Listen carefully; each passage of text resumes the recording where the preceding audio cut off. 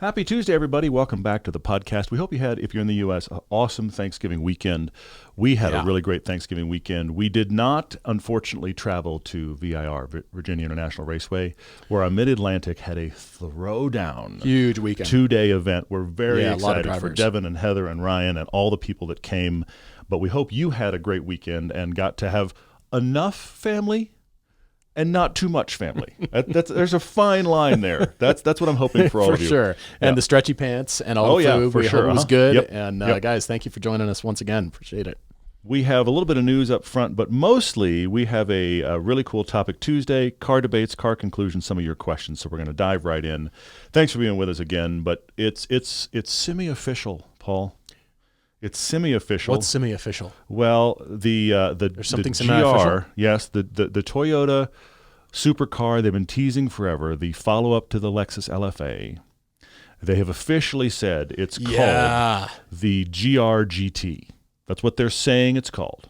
Fine. Now, I'm you're fine listening with to that. this on Tuesday. Supposedly, this coming Friday, December 5th, they're going to do the real reveal. So we will talk about it on next podcast when we hear what's real. But this is the promotional image that's out right now.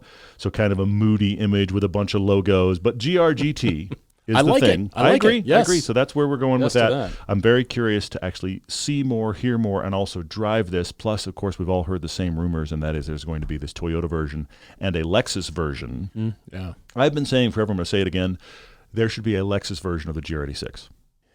Problem is, it would always get heavier. It would just get heavier. But I think there might be a market for it. I think possibly different drivetrain, but I think there's a possibility for that car. Anyway, I do like that Lexus has motorsports in its history and blood, and it's part of the Lexus brand. I do like. We'll it. see. Anyway. But either way, so this GR-GT will have a Lexus equivalent, clearly not called the LFA, but called the Lexus something.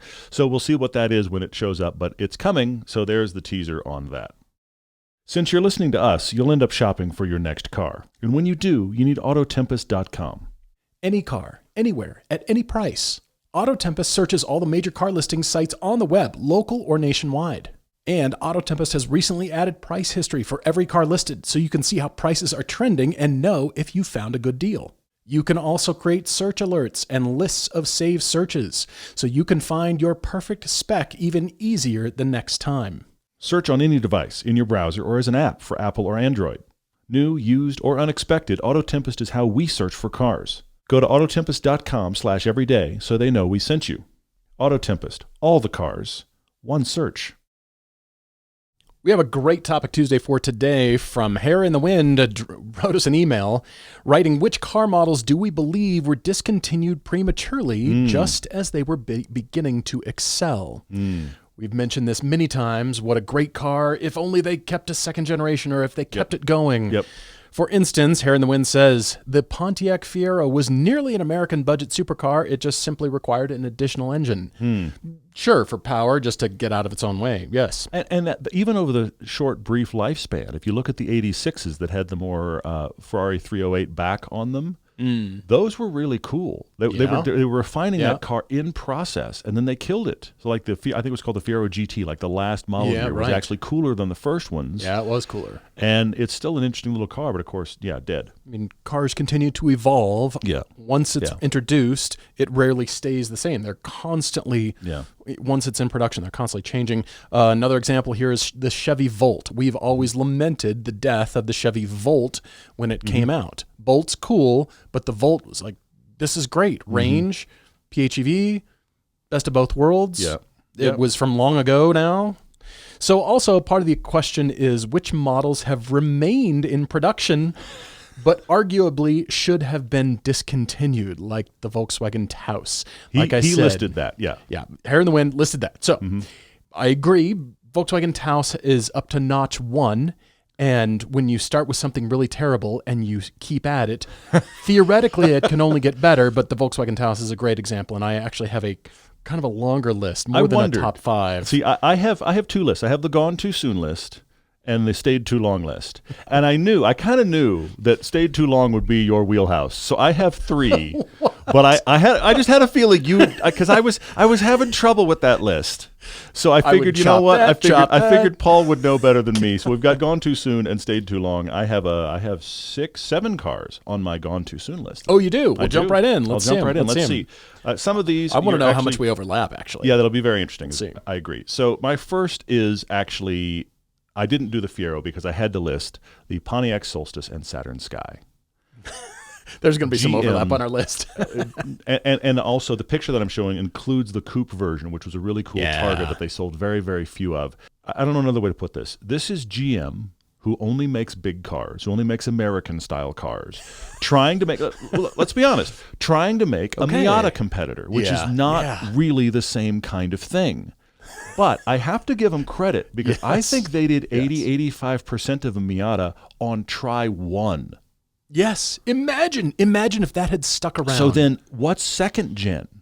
When they actually go, what's working, what's not, let's refine it. I actually think over time the Saturn Sky is better looking than the Solstice, and it had a little bit better interior.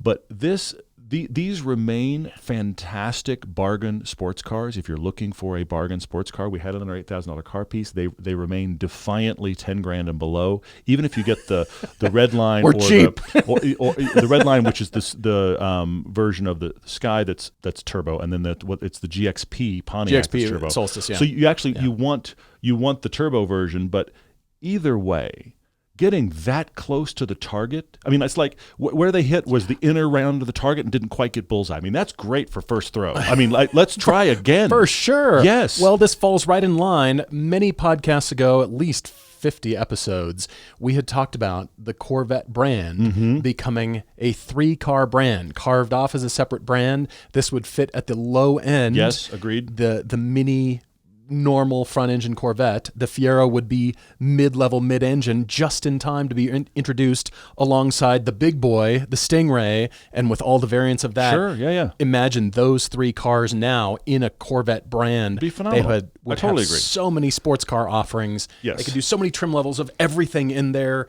Yes. They would be known for the sports car brand, but sadly, no. Yeah, so Pontiac Solstice, Saturn Sky, I do have to revisit the Volt. This is another one of those things that GM does, where I want to go to the EV1. We did it. Kill it. But in the 90s, GM does a usable, workable electric car. Now, it wasn't perfect, but again, pretty close to the target, and nobody else was even on the playing field yet. Yes. And then they kill it. Now, imagine if GM had kept developing the electric car from the 90s when they released the EV1. The first Teslas were more than a decade later. If GM had kept working it, how far ahead would they have been? The same thing with the Volt. When we drove the first gen of the Volt, we both kind of came away, and this is the second gen I'm showing on screen, drove the first gen of the Volt, we just kind of kept going, this just works. It's not the most dynamic thing, but it just works. This is the closest thing to the Chevy Volt now is the hybrid system that Honda uses.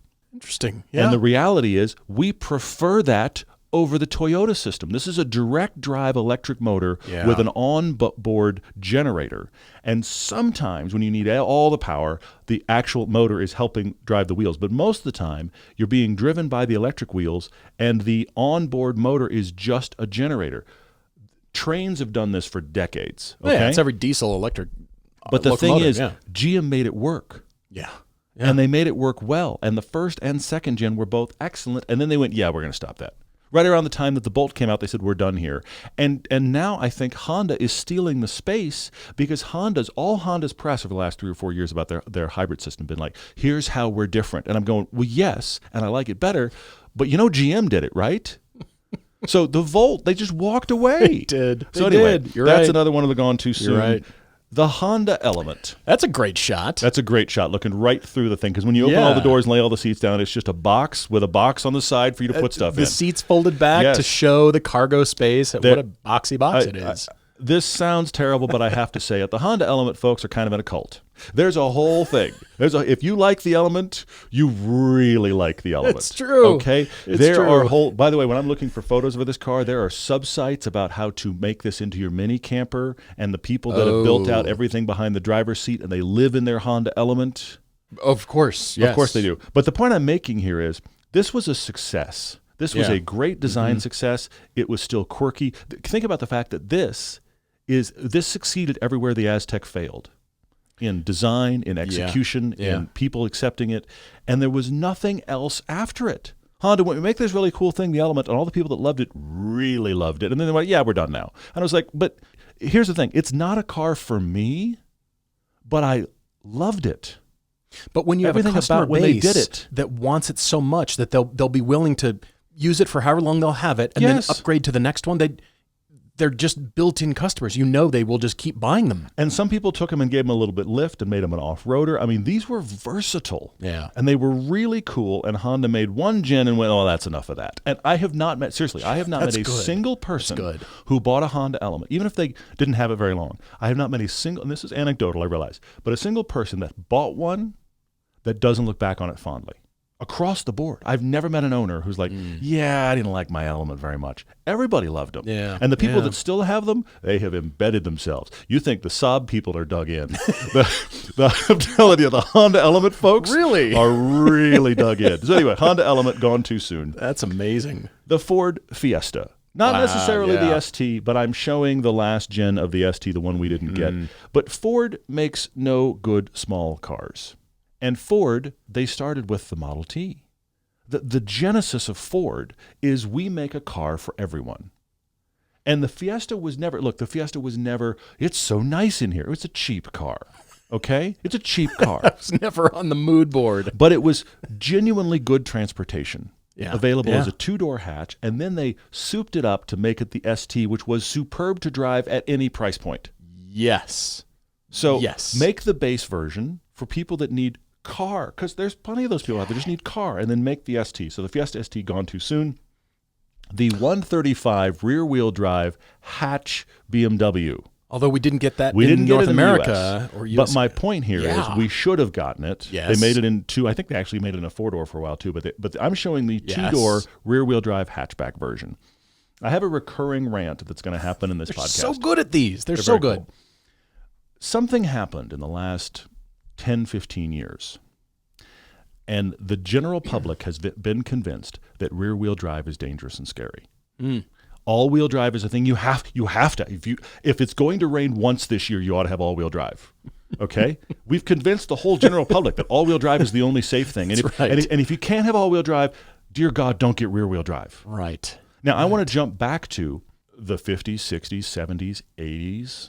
Also, it snows in Germany. Well, I know. But my point is, in the U.S., tires were terrible. Yeah. And people were driving predominantly rear-wheel drive cars. And people survived. How did we survive? Right.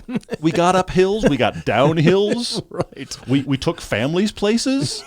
People arrived at destinations in a snowstorm in a rear-wheel drive car, and the tires were terrible. Yeah. Okay. But we've all taken this hook, line, and sinker because it leaks its way into my thinking too. I'm like, yeah, there's gonna be a lot of weather for that person. They're gonna, I'm like, whoa, hang on, stop. Okay. Get proper tires. Go drive. Yes. So BMW was unique in the market, making a rear-wheel drive small hatchback. Everybody else is making front-wheel drive or all-wheel drive. Rear-wheel drive small hatchback, to your point, it does snow in Germany. They could sell this in rear or all-wheel drive if they wanted X-Drive. Sure, but the point is, rear-wheel yeah. drive is an option which makes a good dynamics, actual usable hatchback alone in the marketplace. BMW said, no more. First off, they said, not for the U.S., and then they said, no more at all. That's because they had the Grand Coupe too serious to build and minis to sell. Yeah, and ugly minis to sell. And I like the Mini, but this was alone in the marketplace and very cool. Where is the BMW 1 Series gone too soon? The Alpha 4C. I put this in the category of the Pontiac Solstice. So close to target. And it looks amazing. Maybe a clean sheet refresh? Like, start over. But no. Like, keep it But I'm keep it in the market and just I'm going to defend it, though. Throw that one out? Defend it, though. Because start over? If you've watched our lightweights piece, which was Alpha 4C, Alpine A110, and Elise, the Alpha didn't come off well. But all cars were in stock form. Yes. On the tires that they were provided with, etc. Yes. And I am well aware, and all of you owners have made us well aware, I am well aware that there is stuff after the way it was released that actually started to solve the problems we have with the stock car. I'm aware of this, and I know they exist, but my point here is Alpha knows too. So that means Alfa Romeo. That's even worse. But okay, look, and I'm being really kind when I say this. Let's say Alpha ran out of money and talent to make the car any better than the one they needed to sell in the time frame they had. So they just said, it's got to go. Let's say they did that. I've worked on plenty of movies that reached that place where it's like, yes, we could make this People better. ran out of money and talent? If we had 3 or 4 more months and a lot more money, we could make this better, but the deadline is next week, so it's got to come out, and here we go.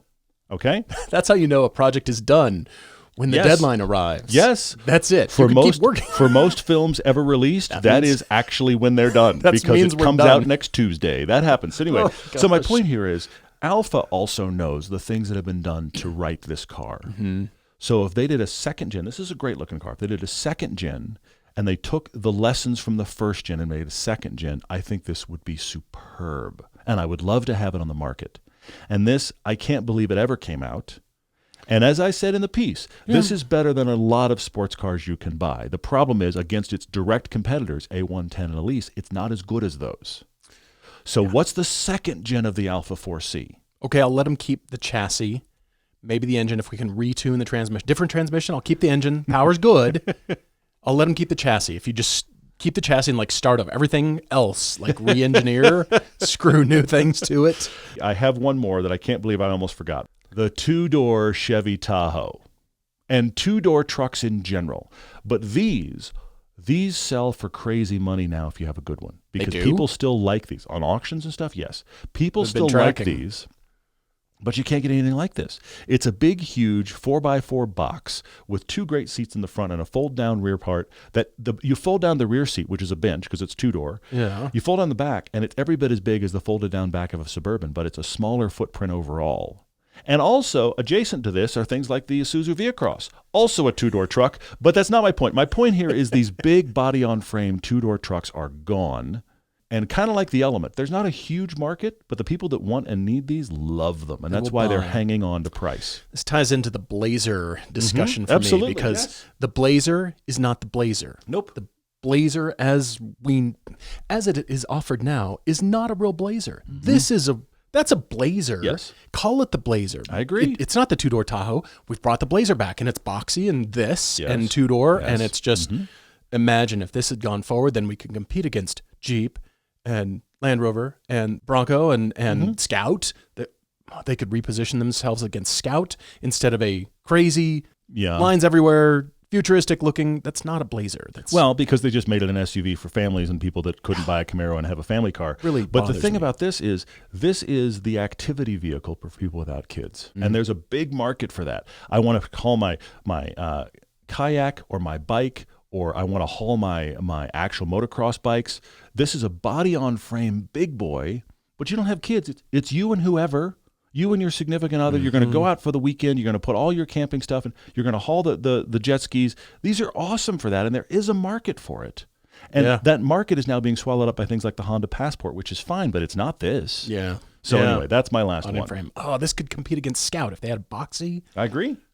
That would be interesting. So I will say I don't think my stayed too long list is going to be nearly as good as yours, but that's my gone too soon list. All right. Jumping in with my gone too soon, yes. Starting off with the Evo 10. Ooh, I like this. How about there's a bit of a caveat with this. Okay. Because this was around a long time. It was. The Evo itself was around a long time. Tried one time, built this, and then stopped. I acknowledge that. Yeah. But they were continually getting better and better and better. They were enthusiasts.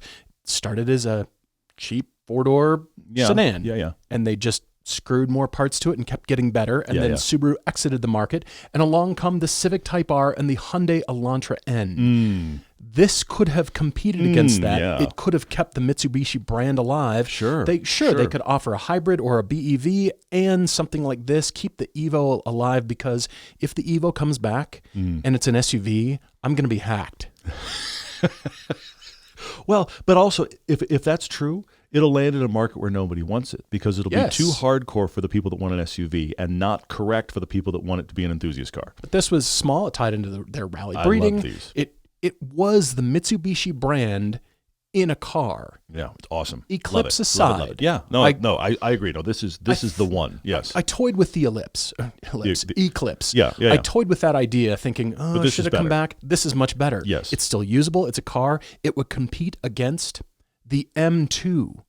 Imagine the Mitsubishi Evo competing against the new M2. They could make a 2-door of it, but fine, keep it 4-door, and that is its competitor, track use, all-wheel drive, sure, keep it fine. But you're right. This versus Civic Type R is really compelling. That's a Right shoot here. I want to do right now. Yes. This is the one that should have stayed around. I love it. That's great. Moving on to the S2000, which I think there are, again, 2 different generations of this. There were changes enough to make them distinctly 2 generations. Fine, but they just stopped. Yeah.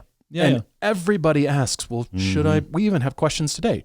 Is the S2000 still a good sort of entry-level fun sports car? Yes is the answer. Yeah, for sure. If you're considering an S2000 just like a Miata, yes is the answer. They're great. There's all kinds of price levels. There's all kinds of, we'll say, build quality or I guess tuning that has been done to them, and finding a stock one is difficult. But if you can find one, drive it. It's so much fun. You're like, back to basics. And it still has this futuristic start-stop button. So moving on to the Stinger. I love it. I think just as the Stinger was getting really good, they had the Stinger. It's really cool. And it suffered from this time period that the automotive industry went through. And that is sedans are going away. Everybody's buying SUVs. We should paint them silver and make them 5-seat and nameless Roughly and faceless. egg-shaped, They're indistinguishable between our competitors, but it'll sell. It'll make us money. Hey, Wall Street or board of directors, this is a better idea than making sweet hatch. I mean, where is this in the market? Yeah, I agree. And sedans, I think, are kind of, people are noticing like, sedans are actually cool and they're usable and they're kind of nice. And this could have competed against the Cadillac Blackwing, the V-Series Blackwing. Oh, okay. All right. I mean, hopefully there'll be another one. They're talking about it, but I take your point. They're talking about it, but they're only talking about the 5. They're only talking about the CT5V Blackwing. Fair. It's also confusing. Why is there a 4 and a 5? They're 2 different sizes. Why just make one? But they're distinctly different cars. But the 4 is going away. The smaller, lighter one that I think we want, keep that around. Just as Cadillac is getting it great. GM's like, sedan, rear-wheel drive, lots of power, manual transmission. And F1 team. Oh, by the way, we're killing this car. What a great idea. Let's kill that off. I like it. That's good. And finally, I agree with you. Absolutely. I found studio photos of the Pontiac Solstice Coupe. It is actually Targa rooftop. The subsequent generations. I mean, this looks good. It looks good. Yeah. Actually kind of still looks relevant. A lot of the surfaces. Yep. But imagine the C8 styling, kind of this, an aggressive C7 kind of Corvette on this small chassis. But even if they hadn't gone that aggressive and they just refined this idea to give it that feel, it's just, this is too bad that it's gone. That is cool. It's very cool. That is just really small, cool. I think it would be usable. GR86 came out, Super came out. They'd have something to compete in that category. They would. Yes. I actually have toyed every now and then with the coupe version of these. I think it would be a fascinating car to own. But the problem is they weigh so few, and the engines of the ones you find most of the time are the non-turbo, that the car is just going to be a sad trombone noise the whole time. It's just like, it looks really cool, but it's not interesting enough. You find one of these, but then the flip side is you find one of these in turbo, and they're like 30 grand or 40, and it's like, I'm not doing that. Exactly. So that's the trade-off. But these are so cool. Where is the second gen? Anyway, and I agree. You've already done the Corvette rant, but you're right. We're adding FCP Euro as our partners and supporters for both Everyday Driver and Hooked on Driving. For nearly 40 years, FCP Euro has been an industry-leading supplier of genuine, original equipment and OEM parts and performance upgrades for European cars. That means BMW, Audi, Volkswagen, Mini, Mercedes, Volvo, Porsche, and even Saab. Paul, you have to call your brother-in-law and tell him FCP Euro is the place because, as I just said, even Saab. We're putting it in the ad. Anyway. They offer a lifetime replacement guarantee on everything, including consumables like brake pads, wiper blades, and even oil filters. Buy a replacement, send back the old one, and receive a credit for the full amount. For your Saab!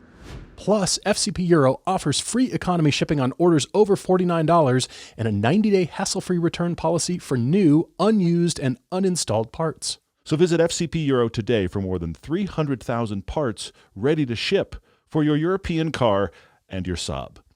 FCPEuro.com. All right. Do you want to jump in with the should have stayed around cars? I should do stayed too long because I think your list will be better than mine. But I'm going to jump into stayed too long here real quick. I have 3, but I am starting with a Volkswagen product, and that is the Jetta. Now, there is frantic typing going on right now on YouTube for all the people that have loved their Jettas. We have driven the Jetta, we've driven the GLI, and I've never driven a version of this car. And I know you're also still don't like them. You're also writing all the things you have to do to make it awesome. Yes, that's the other thing you're doing. I have never driven a factory stock Jetta product or a factory stock Jetta GLI, and I thought, I am so glad this exists. It's just fine. It's fine. And Volkswagen, this is its contribution to that part of the market, and it feels like you made a joke once, and I'm going to steal it from you. Thank you. I was going to mention it. Where the Jetta feels like they left the factory, turned on, and forgot about it. The board of directors was informed today that they have a factory building Jettas. We forgot. They're just cranking Jettas out, and we're like, where is that line item? They were so focused on T-named SUVs, they forgot the Jetta factory still running. ID cranking everything. Out smoke, like spitting out cars. That's right. We've got a factory making Jetta. It's currently turned on. So, I mean, it's fine, but and I will also admit, like many other cars in the market, it ebbs and flows. Some generations are better than others. I know that as well, okay? But in general, it does. It feels, and I've got it in a photo here in front of the factory they apparently left on. It's just right exists. Out. I don't even know where the factory is. Yeah. It's just, that's why Volkswagen forgot about it. In a similar vein, the Lexus ES. Oh. Now this, look, I have, my mother-in-law owned an ES, loved it. These sold well, okay? Because this is essentially the Lexified Camry. Yeah. It is a front-wheel drive platform, and that's actually my reason it should die. Because I've got that new one coming out. Lexus, I know. Oh, yeah, the new one that looks like this? Yeah, horrifying. Yeah, it is I shouldn't have asked. The new one that's coming out, the new design, looks like something that got X'd off of the mood board when they designed Tron. Like, no, that just looks weird. We're not doing that. That's what the new ES looks like. And the new ES also looks like it's built on the Crown platform.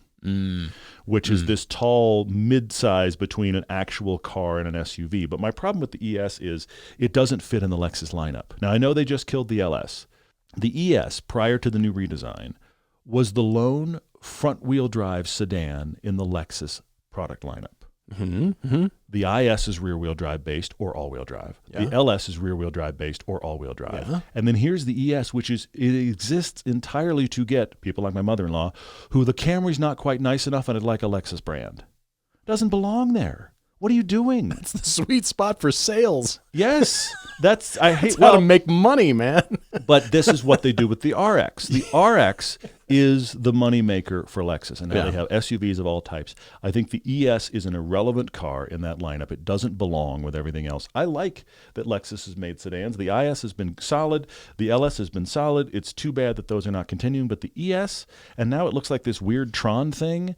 Hero car, villain car, neither. Okay, I don't know. Let's kill it. Just car in the background. There you are. So there's the new ES, and I think it's. We walked around one of these at one point, and it looks. We have to drive it. We have to drive it. Here's the thing. It looks related to the Crown, which comes back to my ES problem. Why is this an upscale version of a product you sell under the Toyota badge?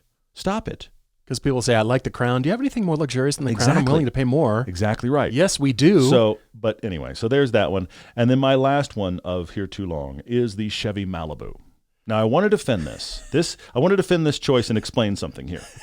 Because what a great Uber. My dad loves GM sedans. To this day, loves GM sedans, okay?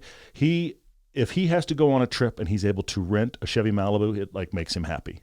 Okay, separate thing. But anyway. Okay. But here's the point I want to make here.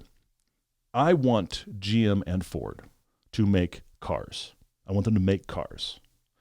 But I want them to make cars that everybody else isn't making better. Okay? This is a contribution to the sedan market that is already ruled by the Honda Accord and the Toyota Camry. Okay? Which is a full-size front-wheel drive chassis 4-door sedan. The Malibu is fine. But here's my point. They kept the Malibu and they killed the SS. The SS at least is something that Chevy could do well and nobody else is doing. Somewhat it's affordable. Awesome to drive, high performance. Let's kill that. Exactly. Somewhat good to drive in any spec, and if you got the right spec, it was amazing to drive. Great engine, rear wheel drive platform.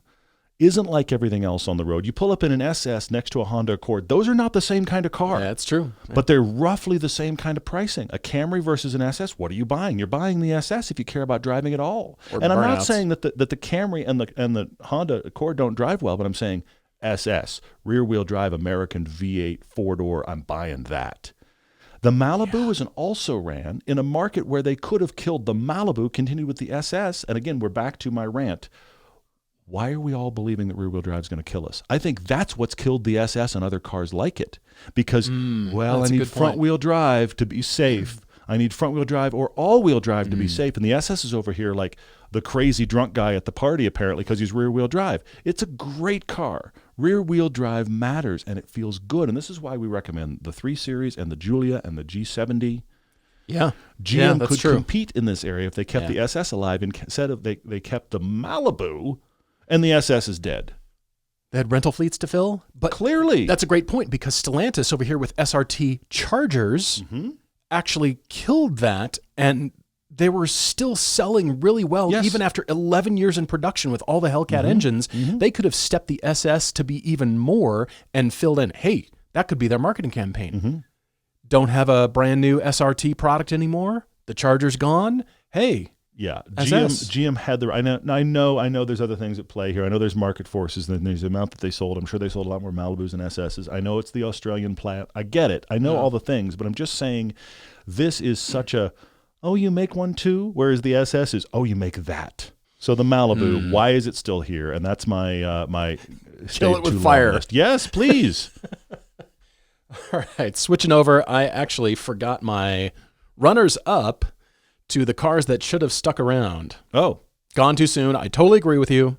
The Fiesta ST. Yes. Here is the 3-door that we never got, the second-gen 3-door that was in Europe and we wish had come here, and it's like they took a really good one away from us and then continued on teasing us even more, and all we heard was great things, even better things about this one. Than the one we got. It got even better, guys. Yeah, and, well, you can't have it. And then they killed that entirely. So yeah. It's a bummer. Second one here is the F-Type. I'm not necessarily a big fan of the F-Type, but imagine a subsequent generation. It's not really a generational change. It's a facelift between the first and, well, the second one here. But I've always loved this car. Every time I drive it, it's better than I remembered. It could have been anything. It could have gone lighter weight and more stripped down. It could go, more power. Even more upmarket. More luxury, that kind of thing. It could compete against Bentley. It could do anything. Instead of that, we got that new crazy thing they designed. Yeah. With the new logo. Imagine this, second generation. What could that be? There's so much potential there. That's great.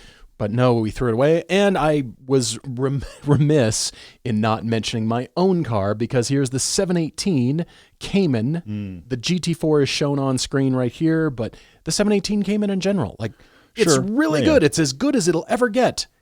Chop. Regulations are the factor there, but I do take your point. I mean, cars that are working, and they're talking about bringing back an engine, though.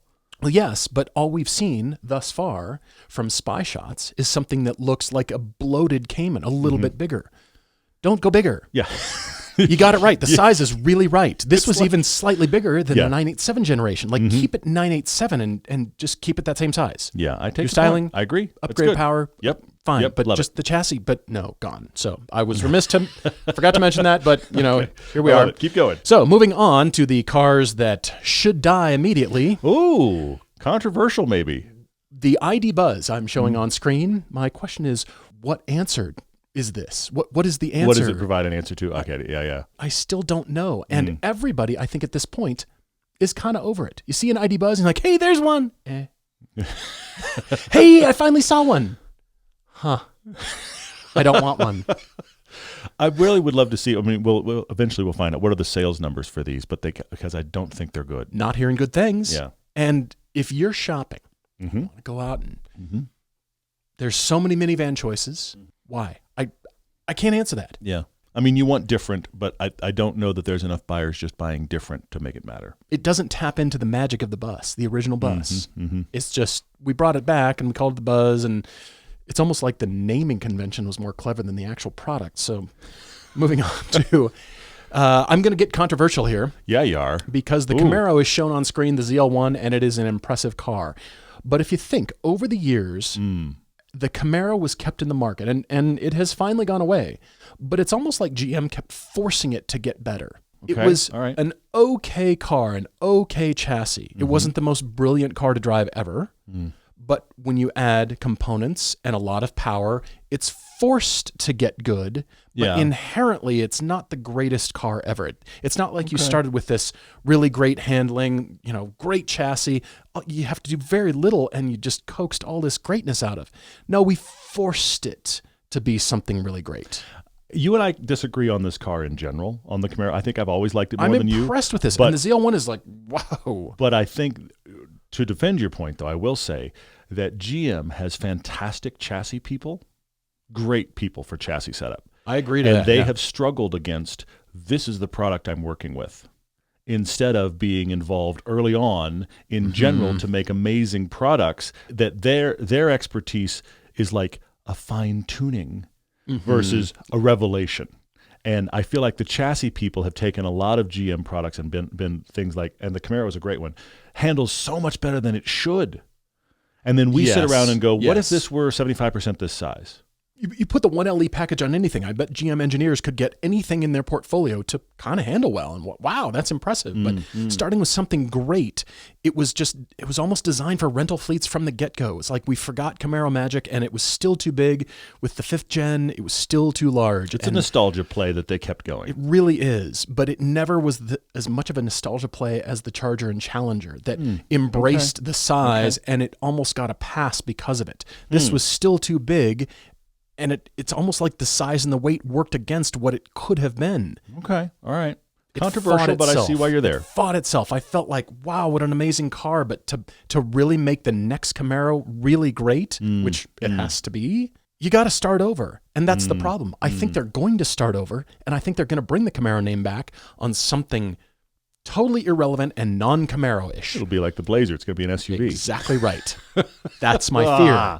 So there's an opportunity here. Yeah, there is. You killed it, step one, and then bring it back with, so if they bring it back and it's a smaller, lighter, they can do something, all but right. that's not the GM way. Anyway, moving on here to the GTR. I'm showing a 2024 Nissan GTR on screen here. I would have known it was a 24 unless I really thought about the front end. That's my point. I know it is, yeah. Remember the era in the middle? This car ran along so long. Remember the middle era where they had the chrome V on all of their products, including on this, which was terrible on this. Not good. Yeah. So, impressive.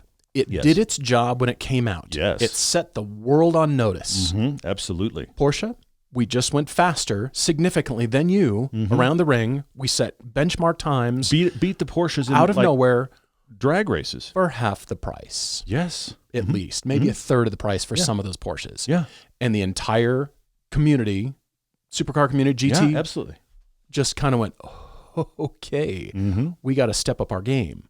But then it lasted too long, and all of those car companies soon passed it. And it wasn't interesting to drive. It didn't need you. You said this when we first drove it. In one review, you mentioned, like, the car doesn't really need me. It's so capable. Not at all. I don't need to be here. I'm not impressed. I'm not getting any engagement out of it. It will destroy everything you can name, and I don't want to own it because there's other cars that are slower and worse and way more engaging, and I want them more. This was an absolute engineering throwdown. Totally. And a huge success at doing everything on the build sheet. And I remember actually in an interview, one of the initial engineers of it said his goal was that his grandmother could get in this car and drive it pretty close to the lap time of an actual trained race driver. Now, they accomplished that. Why? They accomplished that. Why? It is that good, but it comes back to the car doesn't need you. And the thing you're not mentioning that was also a death blow on this is over its roughly 15-year life cycle.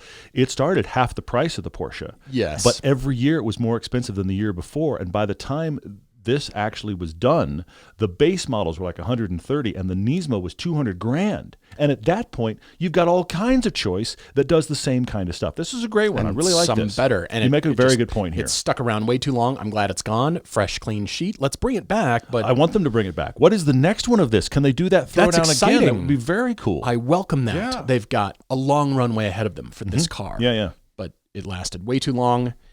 If I am going to, the Cybertruck's on here. I mean, this should die immediately. But hang on. The Cybertruck is actually related to the GTR in this discussion. Okay. An engineering accomplishment. An engineering throwdown. We did everything it said on the list we needed to do. We did it all. That's a great point. But then, and this has an even shorter life cycle than the GTR. Literally, the GTR was the world's on notice for 4 or 5 years. But then after that, too expensive, and why is it still here? Yes, they should have killed it there and brought it back because everybody caught up and passed it, and that was their opportunity right there. But do that again. This Cybertruck comes out, and we all went, wow, very impressive engineering. Don't want one. And then they haven't been a success. And I really wonder how long Tesla's going to make these. Well, here's my point. What is the second generation of a Cybertruck? What does that look like? Yeah. The same thing. Yeah, you can't make an alt. Yeah. There's no more angles to add or subtract. Interesting. Yeah. To make it very clearly visible for the second gen, like, oh, there's the new generation of the Cyber. It looks the same because probably all the changes would be underneath. It would be in tech and battery pack and range and power and anything, or maybe actually just build it at a quality level and make it so the 10th recall, there's not an 11th recall or something like that. I'm joking, but yeah, but you're making me wonder though. The second generation of that is what? And I'm going to follow that for a second and wonder this, because you're right. Now in the mind of all of us, this is what a Cybertruck looks like. What I wonder, and I'm purely theorizing here, because this looks like nothing else sold before, hopefully sold since, could they decide that that's what the Cybertruck brand is, meaning that the next Cybertruck looks nothing at all like this? That looks like a Rivian. Like, what? Could they do another Cybertruck that looks nothing like this, because this didn't need to look like anything anyway? But the problem is, if the next Cybertruck doesn't look anything like this, but looks anything close to something else, it hasn't been weird enough. It's a tough spot. I take your point. Spot to be in. So either keep making them as long as you possibly can, or kill it. I vote for killing it sooner rather than later. Okay. I've got the Hummer EV on here as well. We've had this Cybertruck Hummer EV discussion recently about what's going on here. Yeah. If I've got the Cybertruck on there, the EV Hummer has to be on here too. Okay.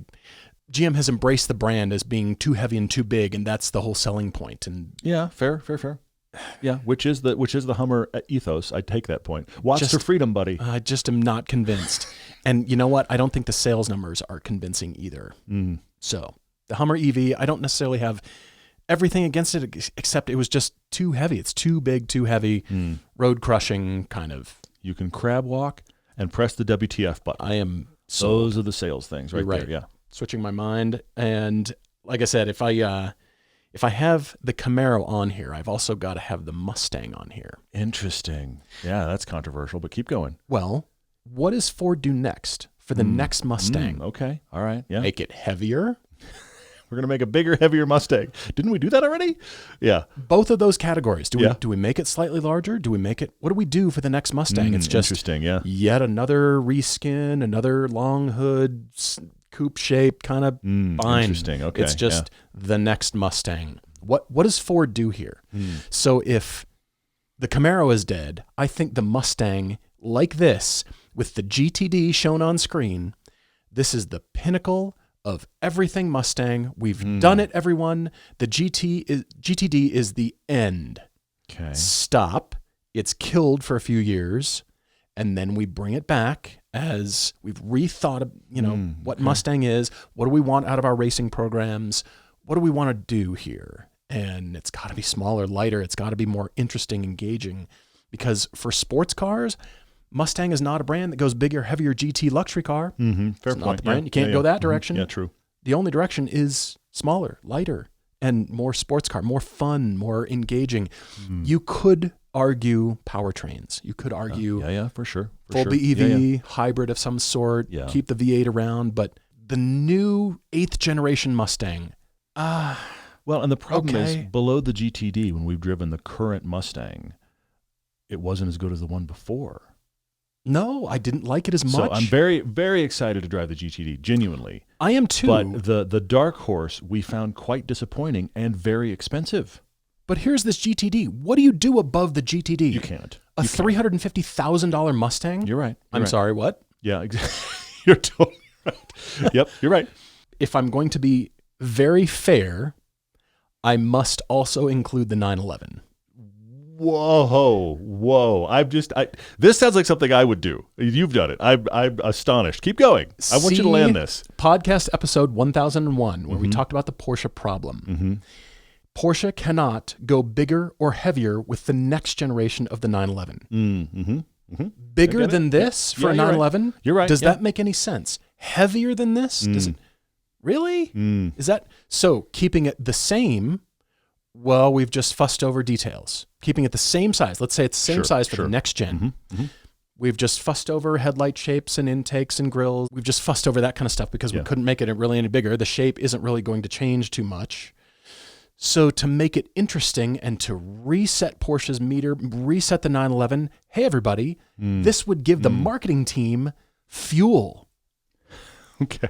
We've gone down to the 997 size. We've gone smaller, lighter, more tech, better aero. It's even faster than before because if this gets heavier with some sort of hybrid tech in it, I mean, not T-hybrid, but conventional hybrid tech, it's only going to get heavier. Yeah, for sure. I mean, they've, again, made this so great to make it better for the next one. Wow, okay. It's got to be killed off, made smaller, rethought, because there's only one chassis. It's the 911 chassis. It's shared with nothing else. Yep. So what do? Episode 1001, the Porsche problem. Make it smaller, make it interesting. Reset themselves, and then you've got stuff to talk about. Hey, we crammed even more tech into a smaller, lighter package, and well, that's news. Yeah, it's I see that. Better to drive. It's more aerodynamically efficient, even better than before. All of those things. You can't go bigger than this. You cannot make a bigger 911 than this. Fair. I don't disagree with you. I don't disagree. This is controversial, but I do not disagree with you. Yeah. It can't get heavier. It shouldn't get heavier. If it gets heavier, why? 87% size. 87. Wow. 92% the size of this. It's like, oh, now that's interesting again. Yeah. There's still plenty of interior space. It's still got the roof shape for fitting a helmet, for plenty of space for people. Yeah. The base Carrera, look at this. The price. Yeah, I'm seeing the price. Starts at $130,000 to $2,000 for a base. You will never find one for that price because they always have a few boxes checked, which means this is a $140,000 to $150,000 base model for a Carrera. New Cayman, smaller. New 911, smaller. Because then if you need to grow and you grow again for subsequent generations, we've gone smaller again for whatever reason because of technology, then you're still not, you can always claim we still didn't get bigger than the 992.2 generation. It's a big car now. It's a big car. I say all of this. If I had one of these, I would happily drive it. If I owned one, it would be an amazing car. It'd be lots of fun. You are a huge Porsche fan for sure. Yes. Absolutely. I have your best interest in mind, Porsche here. I'm trying to look out for you because you can't go bigger. You can't. Yeah. If you went bigger, everybody'd be like, what are we doing now? Is this a new Taycan? Is this a joke? I hate to say this, but from some angles, when I see a Carrera, especially at night, I see a current 992, especially driving at night, it can be mistaken for a Taycan or even a Panamera, depending upon the angle. Because they've gotten big and the front ends and the tail lights look similar to those cars. Yeah. So it's not like a Cayman right away is a smaller car. Yes. But the 911 is big. Shrink it down. And I say this with love, with respect. You say this is the guy that really would buy the Porsche toaster. I mean, you really are that guy. I probably would buy the Porsche toaster. Yeah. Again. But not a bigger 911. Toaster, yes. Bigger 911, no. Right out. How many times do we have to say this? I don't know. It's not. Make it sink in. We'll get see if through. It has any influence. Yeah. Out of love, out of admiration, out of respect. If I had even one of these 992.2s, I would happily drive it and take it. I would. Is this the end of your list? This is the end of my list. I just ended on 911s. I had to. And all right. Good Porsche rant. I really like it. Well done. Bravo. Griot's Garage is our official car care partner and one of the first ever sponsors of our show. They don't just make great car care products. They want you to get out and drive. Griot's is a family-owned company, and they've been a part of every one of our road trips. We always take speed shine on every shoot, helping us spot clean cars in a moment's notice. Griot's foaming glass cleaner is the quickest and best way we've ever found to get windows clean before a big day of driving. Griot's is always releasing new and improved products, like their updated Wash Bucket 2. Plus, all of Griot's liquid products are 100% guaranteed and made right here in the U.S. The Griot's folks are always happy to answer any questions you have and make sure you get the right product and the right results. So get the best quality car care products out there from a company that has always supported this show. Our audience can always get at least 10% off by using the code DRIVER10 at griotsgarage.com. 2025 is coming to a close, but we aren't quite done at Hooked on Driving. We have a few things happening still. Paul and I will be at the season closer year end for California, but also for the company at large. We will be at Thunder Hill for the 3 mile on Saturday and the 5 mile on Sunday. That is December 13th and Sunday the 14th. We'd love to see you there. We've got lots of other extra things going on than just a track day. We'd love to, if you're there and you see us, please come say hello, because we would love to have that conversation. Definitely. We also are doing pre-buys for next year. Kind of think of it like a ski pass. The pre-buys for next year for Hooked on Driving are happening nationwide between December 15th and January 15th, 2026. You'll be able to get your biggest discounts for the calendar year for the year ahead. So that is coming real quick. We're actually calling that the pre-grid discount, which is very cool. Excited about that. And we are continuing to mention the only adventure for next year that has a solid date so far. There's more coming, but Spain and Portugal. April 24th through 29th, 2026. That's the Circuit de Sevilla. That's in Seville, Spain, which is really cool. Then an actual tourist day in Seville, Spain. Then 2 days in Portimao, Portugal, including time on that racetrack there. So it's a really good thing to bring your spouse to. We're going to have a nice group. It's going to be really cool. It's going to be a small, intimate group, but it's going to be a great few days. We'd love to have you there. Keep in mind, we do have U.S. domestic trips coming. We're going to have a Utah adventure, another U.S. adventure. Thank you. We are also going to do our pilgrimage trip. The Ring and Spa is coming. We think it's the back half of the summer. Can't quite give you dates yet, but we will be able to give you dates in early January, so look for those coming. But these exist right now. You can sign up right now. Definitely. So start planning your 2026 right now. And we put these big trips out there because we know it's a lot of money, it's a lot of planning, it's a lot of time away. But start putting these on your calendar. We will be, like you said, announcing the U.S. domestic adventures very soon. But we want you with us on all these trips. And also, all the regions for Hooked on Driving will begin announcing their dates for 2026 in mid-December. So hookedondriving.com for all of those future dates and your pre-grid pass. Looking forward to seeing you at the event next year. Alrighty, a couple of great car debates are coming at you now. We're going to begin with Nugget and Monica, who we've talked about before. Monica wrote in. If you've watched any of our CODA piece, for example, our big CODA series, 6 episodes of driving different fans' cars every day, in the GT car day, we drove a Ferrari Portofino that is owned by Nugget and Monica. They have a series of very cool cars. They're very generous with their cars. They come on a lot of the adventures, and they love to trade cars. They're wonderful people to be a part of our community.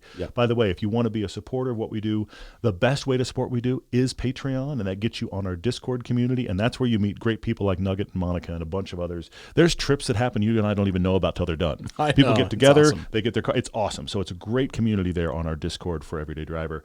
We have actually heard from some people that is the one car community they stay connected to, because we try really hard. No ego, no toxicity. This is a really welcoming community. So if you want to be a part of the Discord community, it's patreon.com. You can find Everyday Driver on there. You can link from our website. We'd love to have your support. There's different benefits at different levels.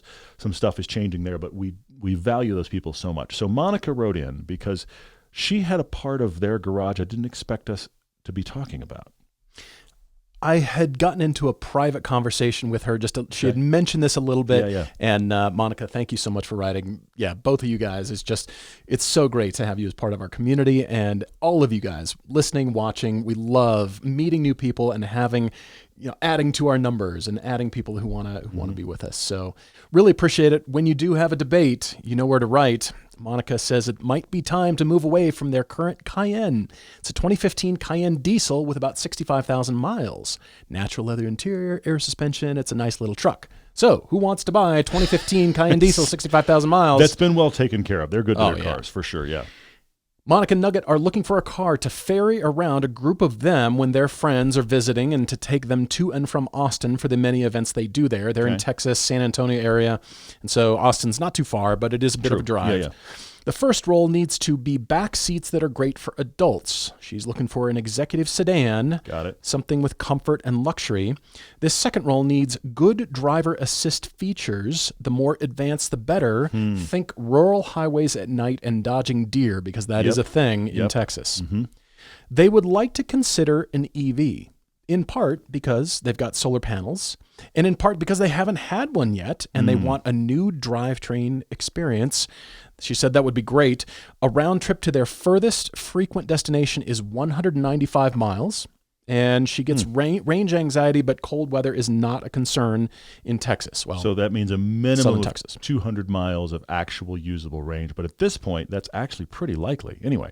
She mentions drivetrain types and gaining new experiences. So she said any other drivetrain type they haven't had before would be good, like hybrids, rotaries, American V8s, 5 cylinders, or 10-plus cylinders. She's pretty open to this, but for this car, they're more concerned about making backseat passengers happy than driving fun. They already had the fun driving cars. Yes. But they're hoping the car will match or be better than this Cayenne for the back seat. Cargo space should be good enough for picking people up from the airport. If they want driving fun, they'll take more cars. They'll take multiple fun cars. They have other cars for that. This is, I mean, she called it an executive sedan. This is a people hauler. It's either pick you up from the airport or let's all go to dinner. The 4 of us are very comfortable where we're about to go. Yeah, this is good. I've got some pretty strong choices, hopefully. Good. I've got a few. I've got some weird choices. Good. She said she also wants Apple CarPlay. It's required. There could be other ways to do it aftermarket, but they really want Apple CarPlay. So GM is out. Oh, sorry. And then they're concerned about electrics in one area. I thought that was interesting. She brought this up. There's a lot of electric brands now, but that whole market is shaking out. Their concern with electrics is if they buy an electric, will that brand be around in a few years when they need to resell it, get something fixed, serviced, whatever. So that's on their radar. One of the things she's looking at is the Taycan 4 Cross Turismo, which is a great-looking car. Beautiful. She's looking at it, but I'm actually going to dive in right there because, Monica, I hate to say this to you. I hate to say it, but I have to say it. The Taycan is right out. Your first requirement is back seats. The Taycan has bad back seats. It's too small. Yeah. The Panamera Cross Turismo is not sold anymore. This comes in e-hybrid. I think you want this more than you want them to have. I want one very badly, but that's a separate thing. The thing is, and I want this because this is the thing that would get my wife out of a Cayenne into a car is one of these. That's why I want it so much. I can't afford one, but this is the car that would actually get her out and into a wagon. I'm like, yes, please. But the problem is they didn't make these for very long. So you're only buying them used, but that puts them in your budget because you're looking around $100,000 is roughly. You haven't given us a hard budget, but based on the things you've listed, that's what we're talking about. These are out there. For that budget, around $100,000, they're available like crazy. You can get them in e-hybrid, which is a type of drivetrain you haven't had. That's true, yeah. And the whole purpose of the Panamera, the whole reason it looked as bad as it did in a first gen is because one of the boxes they had to check was 4 6-footers in the car at once. True, yeah. And so it has generous back seats. The Taycan is smaller and you could argue cooler, but it's not big enough. It's just not. Yeah, agreed. In fact, I'm not even sure that the Taycan has the same backseat space as the Macan, let alone the Cayenne. This is 4 6-footers and luggage. So if you're going to go Porsche, it's got to be this. I have 2 other thoughts for you, but this is the one in Porsche land. Okay. I'm going to keep jumping, though, because I'm trying to find you new, different experiences. And that executive sedan, good driving suite, good technology, made me go one place. The Genesis G90. Okay? This is on my list too. Full admission. Look, a loaded version of these is just over $100,000, like 120, I want to say, if you load it out. Yeah. This is not that much. They're 105 on the website. I guess that's true. They're not even close to that much. Because you can get them below 100 to start, brand new, and then you just start putting stuff on. The fully loaded ones, they're 105, 110. This is the car we hope they actually do the wing back and make the awesome that awesome wagon we were talking about last time. Yeah. But this is all the technology, superb backseat space. This is one of those cars where you could almost buy it just for the backseat experience. It has all the tech. I think they should. You would fight. People will fight to be in the back seat on this car. I've told you this story before. The first time we had one of these as a press car, I got my wife in it, and she was like, "What is this thing?" And she was fascinated. So we went on a date. Door closed. Yeah, I took her to dinner. We went on a date. We were about 25 minutes from home. Okay, and on the way back, she's like, "I'm going to ride in the back seat." I was like, okay, cool. So I'm chauffeuring my wife now. She's riding in the back seat. She got super comfortable because she's short enough she could put the whole leg rest out and everything. We were 2/3 of the way home, and she said, "Could you keep driving for a bit?" So I just did like an extra 15 minutes while my wife just sat in the back and was chauffeured around. I mean, these are awesome. They're awesome. For what you guys need, they're great. So the Genesis G90. And then I have one more that I actually think of these choices, because I like all three of these choices very much. I think you'd be very happy, guys. But my favorite for you is my third, the Lucid Air. Okay, now, good. These start about $70,000. Loaded, they're like 200. Yeah, you don't Sapphire. need the 200 Monster. All of these have over 400 miles of range. You need 200. This has 400 miles of range. You could decide how you want it to be spec'd. Color, interior. This is the opposite of Tesla in interior experience. This is a luxury car on the interior. Forget what the drivetrain is. This is just a luxury place to be. Fantastic space, front and rear, wonderful materials. This is a superb car to be in. Then it happens to be an electric car. So you get the electric experience. You can charge it at home.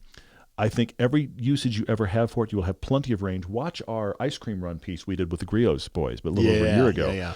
I was driving this, and it astonished all of us with its range. This is so usable and great. Now, let me speak to your fear. Your fear is we buy an electric car and the brand won't be around. With Tesla, that's less of a concern. With everybody else, it's kind of it's a little bit of a dice roll, unless you buy from GM, okay? Yes. But it's a GM thing. might be around but not make that car anymore. I mean, that's the precipice we're on here. That's a great point. Lucid's interesting because love this or hate this, the fact is this is backed by Saudi money. Yep. And the reason the Saudis are backing it is because they want to diversify beyond just we sell oil. So whether this is successful or not, and I think as a car, it's wildly successful. Whether it's successful or not, I don't mean sales. I mean that it's a success in execution. Yes. Okay. Yes. Whether it's successful or not, whether it makes sense or not, or it keeps bleeding cash for the Saudis, they have a interest in continuing the company. You could say that, vested interest, optics of it. Yeah. Okay. Yeah. There's nobody standing behind Rivian, for example, who I like. I like their stuff, but there's nobody standing behind Rivian who it's to their optics benefit to keep Rivian going. There isn't. The Saudi money behind this needs this to perpetuate. And I guess Volkswagen is a little bit behind Rivian.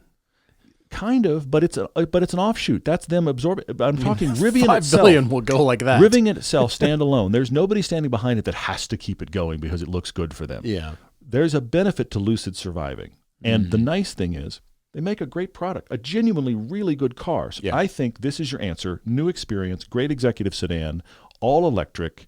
I like all three of my choices, but my Lucid's the favorite. I'm going to start right there because I'm in full agreement with you, and Lucid is at the top of my list. I actually found a 2022 fully loaded Lucid Air. It's not a Sapphire, but it's fully loaded Lucid Air at Park Place LTD in Bellevue, Washington for just under $70,000 with 14,000 miles on them. They've come down a lot. I was looking at them too. It's crazy. Yeah. That could be a great buy. Yes, agreed. Spend almost half of what your original budget is. And the back seats, although there are cars more luxurious, yes, the back seats could be a great place to be, and definitely seek out videos for autonomous driving and the levels of the Lucid, where that breaks down and where that fits for your needs, because we're not going to go into, here's something better to just fall asleep. The people in the car can just fall asleep after coming home from a concert, and that's not what it's for. You still have to drive all of these cars. On my list too is the Genesis G90 because this is the level 2 assist that does include center lane keep assist and the distance control through the smart cruise control, and it's not full hands-free. It's a little bit of hands-free for about up to maybe 30 seconds or so. And I've tried it out and it's okay. But all of these have got good sensors and great lights, which is going to help on those back roads. They do. Yeah. But check out the back seats on the Genesis. You're going to have fights. Yes. For sure. That's where I want to be. One of you, here's the thing, if you only have two of you, one of you is going to drive and the other's going to be like, I'm going to sit in the back. Yes. Yeah. The power door closing, look at the power seats. It is just superb. And again, the driving assist is decent, but you're still going to have to drive it. But it's, of course, the entire point of it is to reduce driver stress and fatigue. So that is a very good thing. Genesis G90 is very much at the top of my list as well. But there are some different choices here to start considering. And that is the 2025 Cadillac Escalade IQ. The Escalade-ique. Escalade-ique. There's the Escalade IQ-L now as well. Cadillac is very adamant about making the back seat the first-class experience, just like the front seats are. For sure. Okay, so they have the pillar-to-pillar 55-inch screen all the way across the dash. this has the Ultium battery technology that the Hummer and the Silverado EVs use. So they're claiming, Cadillac estimated, 465 miles of range. But imagine this, Smart Cruise on one of these, and the reason I'm suggesting an SUV is just simply because it's not about the driving, it's about the space. Sure, of course. And everybody's relaxed and happy and comfortable. So here is that back seat. This is an image right off of Cadillac's website as well. That looks like a place I want to be. Yes. Yeah, it is nice, for sure. Imagine you're coming home from a great night out, a concert, wherever you're coming home, and you've got a bit of a drive ahead of you. You've got entertainment. You can fall asleep. And the Super Cruise, I would say, is maybe on the level of the Hyundai system right now. They're still, it's not full self-driving, full hands-free. In some situations, it competes with Tesla, but it's much more geofence than the Tesla system. Yes, exactly. Yes. You have to be on approved roads, certainly. But I actually suggest this because of Deere. You mentioned Deere, and this is a tall front end rather than a lower car. All right, fair. I see that. Just simply defending here. The fully loaded version of this starts at $148,000, so a slim $48,000 above your $100,000 budget. Just a skinny, Paul's done it again, everybody. There we go. Yes, 48 grand above that. Love it. But I think this could be actually a really interesting, viable option. And Cadillac, that IQ, so it's really the EV Escalade. Yes. EV Suburban. Escalade Eek. Escalade Eek. So got to drive it. I think that could be interesting. I went digging. I'll wait for the laughter to subside. Yeah, I am surprised you went here with the Mercedes. I originally was thinking, because Mercedes has admitted this was not a sales success, and they thought, no, we're going to change this. The naming convention was bad. Nobody liked the styling. I thought these were going to be cheap. They're not. Really? The EQS is holding value? They're holding value. I am astonished. They're right at about 100 grand. I'm surprised. With mileage. But again, I thought, all right, EV, different manufacturer. They don't have Mercedes. So, this screen on the inside here, Mercedes also admitted that a giant screen doesn't necessarily mean it's luxury. Yes. Which I appreciate them finally coming to terms with that. But it's still a Mercedes. It's still the EV S-Class, and still there's a lot of engineering going on here. Yes, quite a lovely place to be, front or back seat, quite nice. And again, I thought, man, the prices are surely going to be down on this, but not really. But it's actually worth a drive, just simply to have this as a benchmark. When you're shopping for Lucid, I thought, you know what? This was Mercedes' first stab at this market. Go shop Lucid and then compare the two, because still fast, powerful, comfortable, quiet, all of those things. But the styling may not be for you, and the price may not be for you. So again, here's that screen. I mean, it's very entertaining and interesting, and there's some to like here. Yeah. It's the system behind it is actually very good. The actual interface system is excellent. Yeah, exactly. There's an awful lot of screen going on. Yeah, exactly right. But if we're going to spend 100 grand, whoa, we know Monica Nugget are drivers. True. They're enthusiast drivers. Yeah, for sure. They're racers. So I thought, what a great opportunity to get the Isle of Man Green M5 Touring shown on screen, the new BMW 717 horsepower wagon. Yeah. What a great thing to... Now... It also looks like that. I'm sorry. What a great thing to own. I mean, okay, it might not be... We're looking forward to driving one. Everyone, but I think this is really cool, really interesting. The back seats might not be as spacious. Well, I guess I guarantee you they're not going to be as spacious and nice. Less than other things, yes. But you've got a sweet BMW wagon, and who doesn't want to go for a drive in this? It's going to be very fast, comfortable, powerful. I mean, just think of the... You can obliterate the deer. Let's not even think about that. Sorry. Don't even think about that. Yeah. But just think Autobahn thinking behind this bad boy. Lots to like here. Sure. Not a whole lot of I get it. Autonomous or hands-free kind of driving here, but they are driver enthusiasts, and so I thought that would be kind of interesting. But they are already Cayenne owners, and I put this out there as the super weird outlier.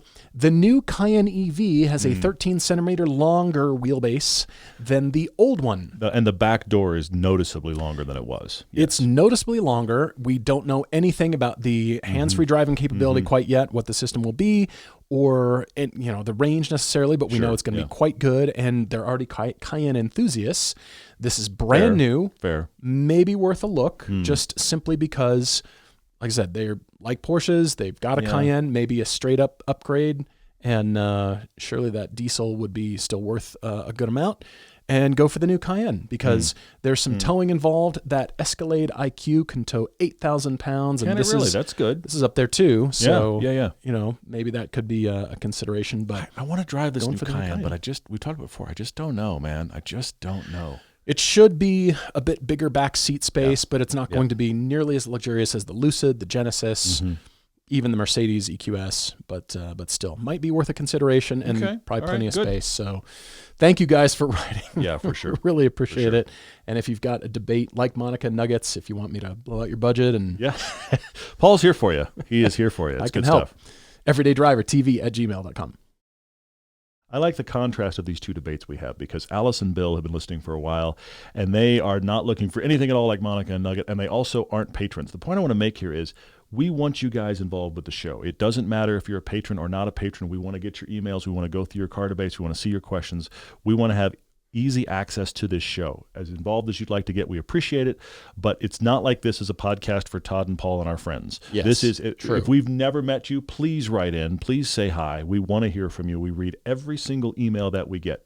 Every email. Even if we don't respond, we have read it. So I want you guys to know I'm that. glad you touched on that, because yes, people have written to us and they're starting to write to us more. I want to try to acknowledge everybody is the goal here. And we apologize if we can't get to your debate, but you've hopefully heard about enough debates now where you start to think like we would. It's very fun, yeah. And but we still love having the debates. So Alice and Bill are in Lewis, Delaware, and they are writing in because Bill is 77 and she is 67. They have a 2021 Ford Mach-E and a 2022 Kia Telluride. Very recent cars, and they're enjoying. They like the electric car, the Mach-E, for just running around, but they don't take trips in it. They're very active, so they need, I love this, the Telluride for camping, tenting, biking, gear for riding and touring. I love that. So the Telluride is staying. The one on the chopping block, potentially, is the Ford Mach-E. And somewhere recently, we have infected their thinking, because our discussion about fun cars versus SUVs have made them think, should we get a smaller, lighter, an actual more driver's car as our second car? Get rid of the Mach-E, get something like that. But their question, Alice's question is, are we just too old? Because the height is a thing. They actually turoed a 911 and they concluded it was too low and too hard to get in and out of. So they actually want some height to ease the process. I have joked before that many SUVs are sold on the premise that you've just stopped walking. You're at walking height, you open the door, now you're sitting. There's no change. It's so funny. Okay, and I understand there's a lot of people in the market for that. Look, I own a Lotus Elise. I'm on the other end of the spectrum as far as cars hard to get in and out of. And there are days, I'm telling you, I roll out of the Elise going, how long am I going to get to do this? What's the time when my body just goes, we're done. I'm sorry, I love you, but I like this car, but we're done. Okay? It's in the name, low. It's low. It's crazy. So I do understand. Look, I know what you're talking about is a thing. I know this is why SUVs sell. And so they're concerned about back issues. She said that Bill hangs on like crazy and just braces his back when she's driving the Mustang. So apparently, Alice kind of hoons a bit. They test drove a 2025 Honda Civic Sport Touring hatchback and the 2022 BMW 228 Grand Coupe. That's the worst of the two series, a separate thing. They thought they were definitely more fun and engaging than the Mustang Mach-E because, again, they're smaller and lighter, but more difficult to get in and out of, so maybe still lower than they want. So this has them looking at performance SUVs. They're talking about the Genesis GV70, the Macan, the Mercedes GLA 250, the BMW X1 or X2. You guys have been listening. Yeah, That's the right list. The Mustang is probably going to get sold. They don't want a CVT. They're fine with automatics. They're okay with hybrid, but that's not a requirement. So maybe around $40,000 what they get out of the Mustang and the money they can bring. They're very excited about this. I'm going to try to get you into a car, but your list of SUVs is excellent. I think it's very good. Where are you on this? Well, they've driven quite a lot here. The stuff they're looking at, still on their test drive list, is the Kia K4, the K5, Genesis GV70, which is great. Same size about as the Macan. Mm-hmm. Mercedes GLA 250 is in there, BMW X1 and X2. Love that list. It's great. Yeah, it's an excellent list for test drive. Yes, we're going to add to that. They'd prefer automatic. Alice would prefer automatic and no CVT. And she likes the idea of a hybrid, but not a deal breaker. Mm-hmm. And again, about a poll limiter of $40,000. Alice and Bill, I have to thank you for writing in. I'm so glad you're enthusiast and you're active and you're asking if you're too old for a fun car. No, adamantly, you are not, because hopefully you've heard the story about my grandfather who bought an RX 400 Lexus when he was 98 and he bought the 6-year extended warranty. If that is not optimism, I don't know what is. I agree. My grandfather is one of my heroes. He was just incredible influence in my life, and a lot of love and respect for him. But of course, there's also Paul Newman, who drove until he was 80 and he was kicking everybody's butt on track. So You're right. no, it's good stuff. Yeah. I think I've got your car, but I'm going to start with an option. And you'll notice both brands that I suggest have the best seats, starting off with the third generation 2017 to 2024 BMW X3 M40i. It's a very good vehicle. Yes, you could get the M50, but that M40i, just think Supra engine. That's a sports car, and it's got gobs of power. It's very fast, very fun to drive, pretty engaging for an SUV. I mean, it's still a BMW. Yeah, it's actually really good to drive. This could be a great choice for you guys. It's good. It's very good. But I acknowledge you've got the Telluride. I mean, that's kind of the camping car, but I'm trying, Alice, to appeal to your sporty driving. And when, Bill needs to hang on, this has decent grips. It's got good handles. Yep. I agree with that. Yep. It's okay. But I think I've got your car. I think I've got the one car to really? rule Okay. it all. I love it. Please. Here it is. Oh. The Volvo XC60 T8 Recharge PHEV Black Edition. It is a PHEV. Get the one with all the words, the most words possible. Yeah. Just look for the one with all the words.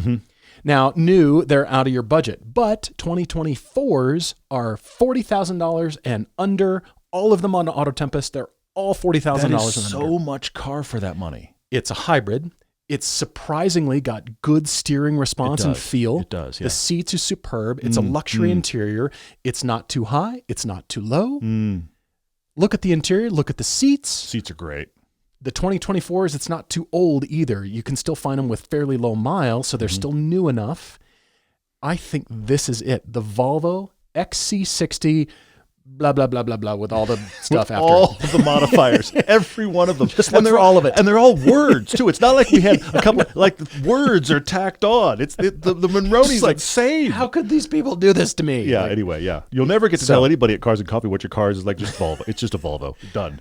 So what I'm showing on screen is the interior with that Orifors Swedish crystal knob. The start-stop switch is right down here on the center console. The IP has changed for the 2026 model. It doesn't quite look like this, but the screen is still integrated. It's still very nice. It's still mostly the theme that you're seeing here on screen. But I think this is the car because it appeals to the luxury side. It's still within budget, just slightly used. Yeah, fun to drive, Alice. I mean, this thing's got power.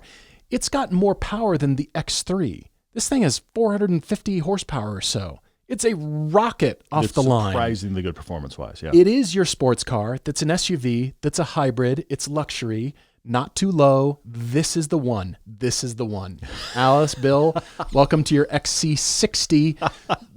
All the words. All the words. And let us know what color you decide upon. Happy shopping, autotempest.com/everyday. Let us, send photos. You've done well.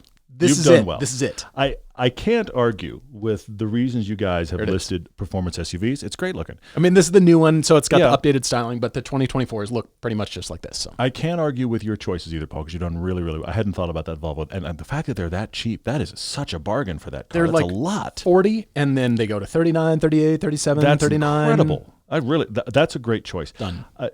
Bill, Alice, I'm going to put this out to you. Just embrace the following. I understand that you've got two SUVs and you're worried about getting in and out of stuff. Handles on most of these cars are good. Yeah. Okay.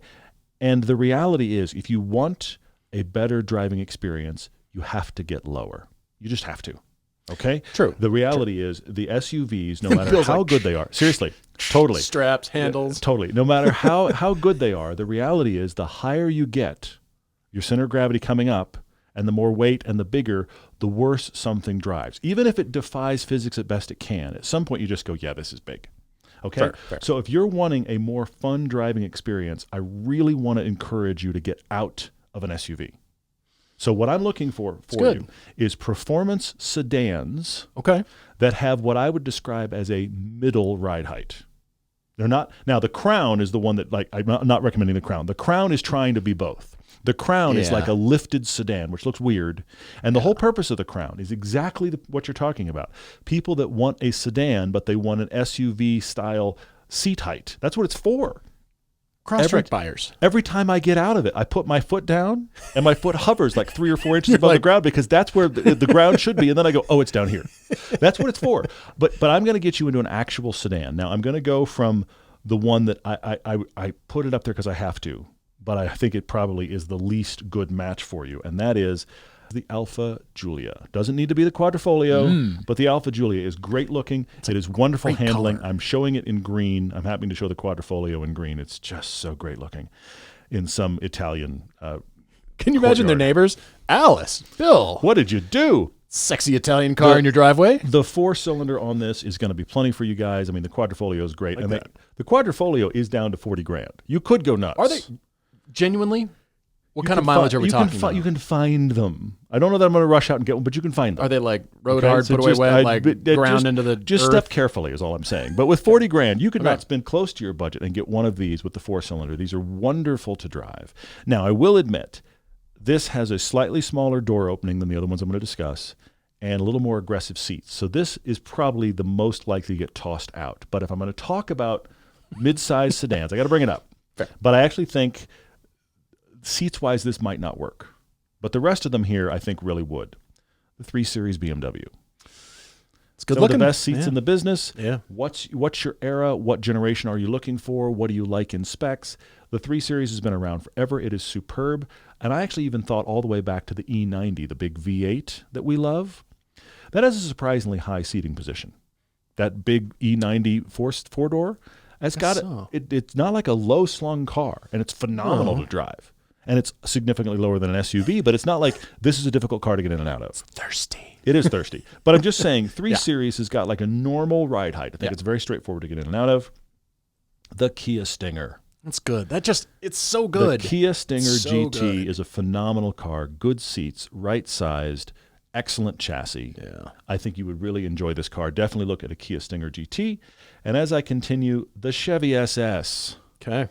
The Chevy SS. $40,000, you can get the perfect one. You want automatic. The reality is the ones that are too expensive, if you want to argue that, are the manuals. You want an auto. This is a big American V8, fantastic chassis, drives wonderfully, has a normal full-size sedan ride height, but then rides wonderfully.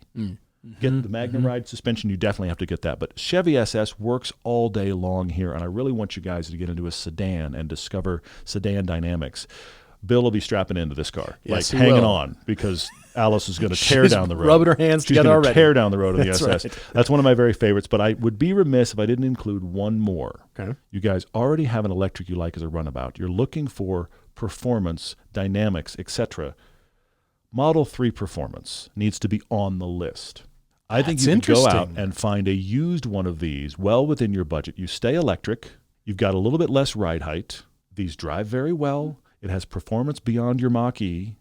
It is lower than your Mach-E, but you stay electric and you get performance. Personally, this is not my favorite of the list, but for you guys, I think it might be perfect. These drive very well. They do. They're different. I mean, she's used to the Mach-E already. Yes, that driving exactly. Dynamics. Model 3, here's the thing. I feel like this is a big omission if I don't say it. Okay. So Model 3 Performance Mach-E might be the answer. Now, the thing you guys are going to have to do is you're going to have to literally go to all of these cars and both get in both sides. See, I told you we added to your list. Yes. Get in both sides. Both of you need to get in the driver's seat, passenger seat, and just debate how am I getting in and out of these. But I think that this, because again, Elon Musk hates doors. So these doors go real wide. So I think there's a lot of opportunity here in the Model 3 Performance. That's the end of my list, but I hope you guys find something awesome. And I want you in a car. I love the Volvo from you. But, guys, I really would love to get you in a car. It's good. All right. So you've got more driving homework here to do. Yep. You've got some choices to make, and we wish you happy hunting. Thank you again for writing. Really appreciate it. Write to us, everydaydrivertv@gmail.com. Car conclusion number 1 comes to us from Derek G. He wasn't even looking anymore. But the thing is, you and I are not looking anymore and still looking. Well, Derek had thrown in the towel on the car search because the $7,000 budget was leaving a lot to be desired. to try to find a car that ticks all the boxes and didn't make him nauseous when he thought the time in the shop and what that might cost. Yeah. He was very wary, to say the least, and had decided that they were just going to wait, build up the budget, and try again next year. Out of nowhere, his mechanic texts him, "Hey, the guy at the shop next door has a car for you." Okay. Now, Derek had mentioned his interest in an R53 Mini months ago. When he called him, he was just to tell him he was pressing pause on the whole car search thing, and his mechanic cut him off and said, "You might want to listen to this."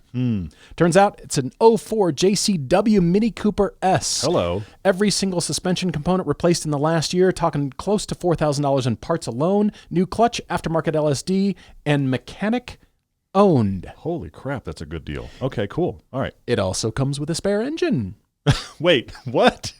Because why not? Okay. Only has 100,000 miles on it, but it's a non-running parts car that's somehow in great shape and almost complete. And before Derek can even say the words, "There's no way I can afford all that," his mechanic hits him with the price, $3,500 all in. Whoa. For everything. Whoa. So what's the catch? That's the reflex, That of is, course. yes. What's the catch? Apparently, the seller just had too many cars and had recently rekindled his flame with an old RX-8, so he wanted to pour his money into a rotary.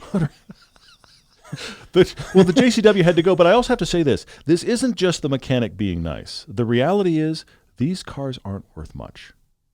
The nicest R53 Mini out there, like the nicest one, might be $8,000.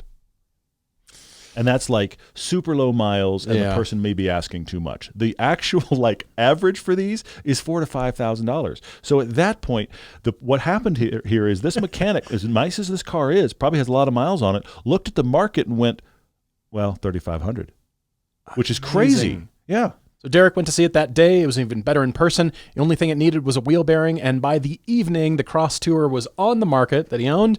The end of the week, Derek was the proud owner of an 04 JCW Mini Cooper S. He said it's not the prettiest. It doesn't even have back seats. Thank goodness for a parts car that came with it. That does have back seats. Oh my gosh. Okay. But he loves everything about driving it. Analog, tossable, completely intoxicating in corners. He's already had way more fun than he has any business having in a commuter car. And miraculously, the wife and kids love it. Incredible. Incredible. That is a fantastic car conclusion. Derek, Becca, the whole family. I want to say to you guys, I have to call it out. If you've watched the Test Drive channel just before this, I have just revealed that we bought a yellow 2005 R53 Mini Cooper S as my son's first car. We paid $4,200 for a very well cared for example, high mile, but just meticulously maintained. He loves it. Please go watch the video on our Test Drive Videos channel, us discussing, and as a family, kind of all three of us discovering, yeah, we really ought to buy this car. So we have it for him, and it is awesome. I can only back your play here because I get it. They aren't worth much. They're so fun to drive, and the family will love it. So bravo on that. That's great. Car conclusion number 2 comes to us from Cliff R. He's got actually 2 conclusions for us. He'll start with family friend who asked him for advice on her recent car purchase. And she was driving a manual F56 base Mini Cooper since 2013. Those are the ones that aren't supposed to run very well. She's had it since 2013? Yeah. That's impressive. Okay, anyway, yeah. We don't know what kind of money she's poured into it. Good for her, though. That's great. But her Mini was what inspired his initial Mini purchase in 2023. She had been toying with the idea of getting a replacement for 3 years, but, life stuff happens. Her drive homework to that point had been a JCW Mini Countryman of the same gen. She liked it, felt it was too much the same to her Cooper. A brief love affair with the Audi S3 happened. She test drove everything BMW had stuff to offer, and then along with some other cars that Cliff can't recall. But she realized she wanted smaller crossover or large hatch. Most of those crossovers were too big, and she liked that Countryman. But then Cliff said, go look at a Macan. And she said, there's no way I can afford a Porsche. Can't afford a Porsche. Not possible. Yep. And then later that night, she sent him a text saying she couldn't believe she could afford a used Macan, was excited about one near her. And so when she returned home, she found one nearby, test drove it, fell in love, ended up buying and shipping a Macan from Texas to Kentucky. Orange, black interior, the deviated stitching, the orange stitching. That's cool, actually. You don't see very many of those like that. That's awesome. And he says the Macan is really a hatch. What's what we keep saying. We keep saying it's Porsche's hatchback, and there it is, proven. So Cliff says, second conclusion, that we have covered a couple of his questions in the past.